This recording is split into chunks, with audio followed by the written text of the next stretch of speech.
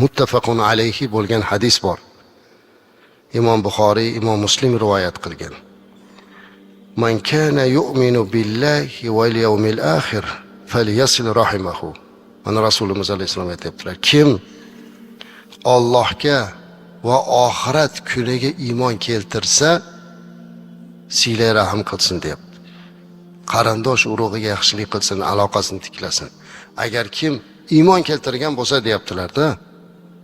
Boshqa gap yo'q bu yerda azizlar. Bu hammamiz uchun nuqta qo'yilyapti, tamom.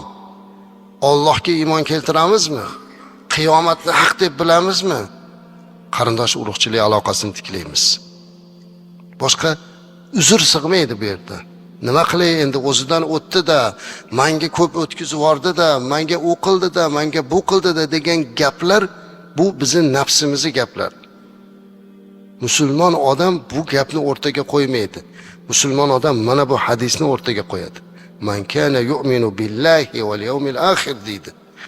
Allohga iymon keltirib, qiyomatga iymon keltirdim. Rasululloh sallallohu alayhi vasallam shunga buyurdilar, mana shuni qilishga majburman deydilar. Payg'ambarimiz alayhisolatu vasallam o'zlari shunga namuna edilar. Alloh taolo Qur'oni Karimda aytadiki: "Estaizu billahi innalloha ya'muru bil adli val ihsan va ita'i zil qurba va yanha 'anil fahsha'i val munkar val baghi ya'idukum la'allakum tadhakkarun." Albatta Alloh taolo sizlarni adolatga buyuradi deb oyatda. Bizga buyurayotgan ishlar birinchi ya'muru bil adl, adolatga buyuradi. Adolat bu to'g'ri xulosa qilish. Hamma narsada adolat bo'lish kerak. Oilada ham, xizmatda ham, ishimizda ham, hamma narsada adolat bo'lish kerak. Shuni Alloh bizga aytayapti. Innalloha ya'muru, albatta Alloh sizlarni buyuradi adolat qilishlikka va ezgu ishlarni, yaxshilik ishlarni qilishlikka va qarindoshlarga yaxshilik qilishlikka buyuradi. Va buzuqchilik, fahsh, yovuz ishlar va zulmdan qaytaradi. La'allakum tadhakkarun. Shoyatki eslatma olsalaringiz deyapti Alloh taolo.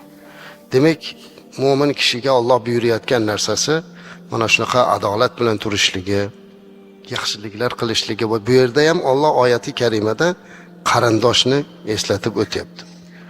Dinimizda qarindosh urug'chilikka yaxshilik qilganlarga bo'ladigan bir nechta foydalar bor ekan. O'sha foydalarni sizlarga aytib bermoqchiman. Silay rahim jannatga kirishga sabab bo'ladi.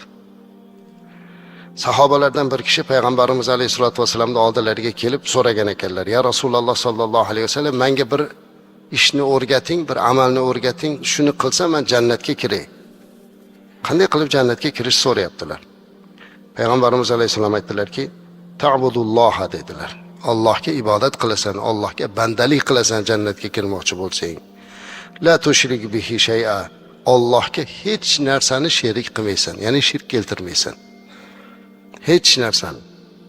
O'zi Alloh Qur'onda ham o'ziga ibodatga buyursa, orqasidan shirk keltirmaslikni qo'yadi-da. Shirk juda ham ehtiyot bo'ladigan narsa.